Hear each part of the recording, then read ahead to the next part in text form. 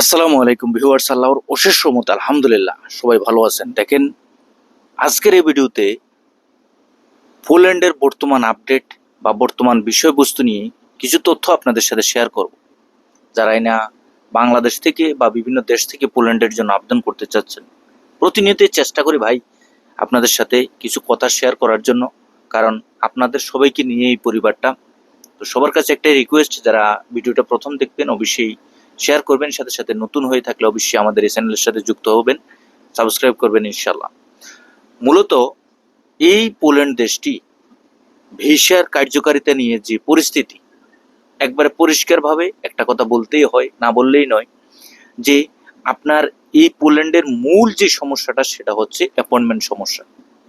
দেখবেন, যারাই ভিসা পাচ্ছে বা যারাই এই পোল্যান্ডের জন্য আবেদন করতেছে বা যারাই আপনার এই পোল্যান্ডের ভিসা নিয়ে প্রসেসিং করার জন্য চিন্তা ভাবনা করতেছে, এক পর্যায়ে যারা সর্বশান্ত হয়ে মানে আপনি রিজেক্ট হয়ে গেছেন, মূল কারণ যেটা সেটা দেখবেন যে অ্যাপয়েন্টমেন্টের সমস্যার গত কারণে কিন্তু অনেক সময় সময় উপযোগী সঠিক সময়ে সঠিক দিনক্ষণ তারিখ ঠিক করে বা আপনার কাগজপত্রের যে ধরনের রিকোয়ারমেন্টস বা মেয়াদগুলো থাকে সেই অনুযায়ী আমরা সঠিকভাবে সাবমিশন করতে না পারার কারণেই কিন্তু অনেক সময় অ্যাপয়েন্টমেন্টের জন্য আমাদের ভিসাটা রিজেক্ট হয়ে যায়।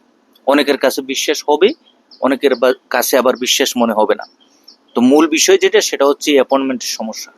এখন এই যে অ্যাপয়েন্টমেন্ট, এই অ্যাপয়েন্টমেন্টের জন্য কেনই বা আমরা বাংলাদেশিরা রিজেক্টের হার বা আমাদের ভিসা অ্যাপ্লিকেশন বাতিলের যে সমস্যাটা সেটা প্রচুর পরিমাণে বেড়ে যাচ্ছে। দেখেন, পার্শ্ববর্তী দেশ যেখানে কিনা আমরা ইন্ডিয়াতে গিয়ে আমাদের এই পোল্যান্ডের ভিসা সাবমিশন করতে হয়, তো সেখানে ইন্ডিয়াতে কিন্তু অ্যাপয়েন্টমেন্ট নিয়ে কোনো জালিয়াতি বা কোনো ধরনের সমস্যা নেই। হিউজ পরিমাণ ফাইল জমা হচ্ছে, হিউজ পরিমাণ ভিসা দেওয়া হচ্ছে, কিন্তু বাংলাদেশিদের ক্ষেত্রে কেন এই ধরনের সমস্যা?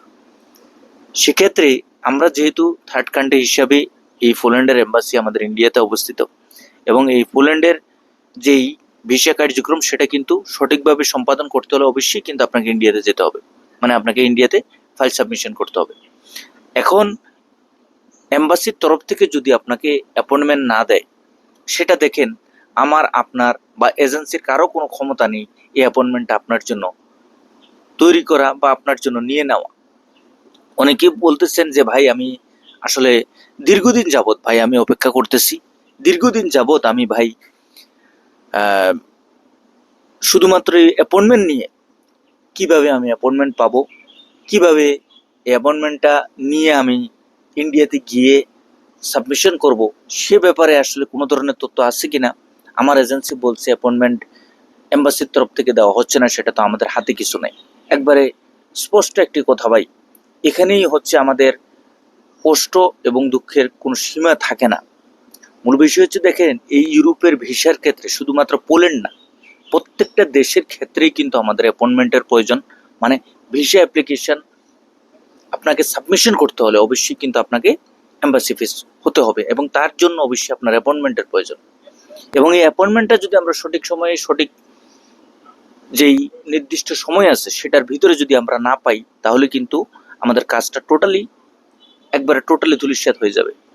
সুতরাং ভাই, আমরা যারা এই যে পোল্যান্ডের জন্য আবেদন করতে চাচ্ছি, আপনাকে একটি বিষয় লক্ষ্য রাখতে হবে, আপনি কাগজপত্র, আপনার ওয়ার্ক পারমিট, আপনার যে কাজের যে নথিপত্র, সম্পূর্ণ সবকিছু আপনি সঠিকভাবে আনতে পারবেন।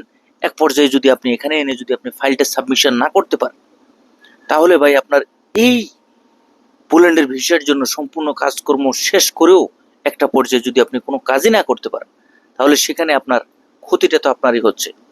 সুতরাং আমরা যারা মিডল ইস্টের থেকেও, বিশেষ করে পোল্যান্ডের ভিসার ক্ষেত্রে একবারে পরিষ্কারভাবে বলা যাচ্ছে, শুধুমাত্র 2025 সাল না, 2026 সালেও দেখবেন এই পোল্যান্ডের ভিসার জন্য তেমন একটা ভালো রেশিও আমরা পাবো না।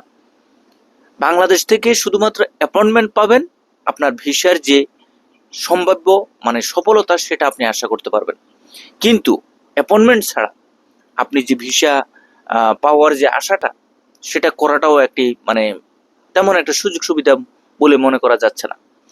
মিডল ইস্টের বিভিন্ন দেশ থেকে আমরা যারা যেতে চাচ্ছি, দেখেন আপনি যদি বিশেষ করে আমি মালয়েশিয়ার কথা বলবো, সিঙ্গাপুরের কথা বলবো, কাতারের কথা, দুবাইয়ের কথা, প্রত্যেকটা যেই দেশগুলো আছে মিডল ইস্টের ভিতরে, এই দেশগুলোর মধ্যে আপনি দেখেন যে একটা অ্যাম্বাসির তরফ থেকে যে একটা ভিসা দেওয়ার যে একটা পসিবিলিটি, সেটা কিন্তু ভাই নাই। সুতরাং আপনার এই পসিবিলিটি যদি না থাকে, তাহলে আপনি কিভাবে অ্যাম্বাসিতে ফাইল সাবমিশন করে আপনি ভিসা নেবেন? একবারে পরিষ্কার কথা। সুতরাং ভাই, এই অ্যাম্বাসিতে আপনি যে কোনো দেশে অবস্থান করেন না কেন, যে কোনো দেশ থেকে আপনি আবেদন করার জন্য চেষ্টা করেন না কেন, বর্তমান অ্যাম্বাসির আপডেটগুলো জানতে হবে। বাংলাদেশ থেকে আপনি আবেদন করতে হলে বিএফএস গ্লোবালের যে আপডেটগুলো, সেগুলো আপনাকে জানতে হবে। মূলত সম্পূর্ণ সবকিছু পর্যালোচনা করে এই মুহূর্তে যে আপডেটটা, সেটা হচ্ছে অ্যাপয়েন্টমেন্টগত সমস্যা। সুতরাং যদি আমরা অ্যাপয়েন্টমেন্টটা সঠিক সময়ে সঠিকভাবে যদি আমরা পেয়ে থাকি, তাহলে ইনশাআল্লাহ পোল্যান্ডের ভিসা আশা করা যাচ্ছে। সুতরাং আপনাকে সম্পূর্ণ সবকিছু বুঝতে হবে, জানতে হবে, এবং এ টু জেড সম্পূর্ণ সবকিছু পর্যালোচনা করে আপনাকে সামনে অগ্রসর হতে হবে। এবং আমি একটা কথাই বলবো এই ভিডিওর মধ্যে, যারা এই পোল্যান্ডের জন্য আবেদন করবেন, অবশ্যই আপনাকে মানে খেয়াল রাখতে হবে যে আপনার অ্যাপয়েন্টমেন্ট পেতেও পারেন, নাও পেতে পারেন। এটা এবার যে কোনো দেশ থেকে হোক।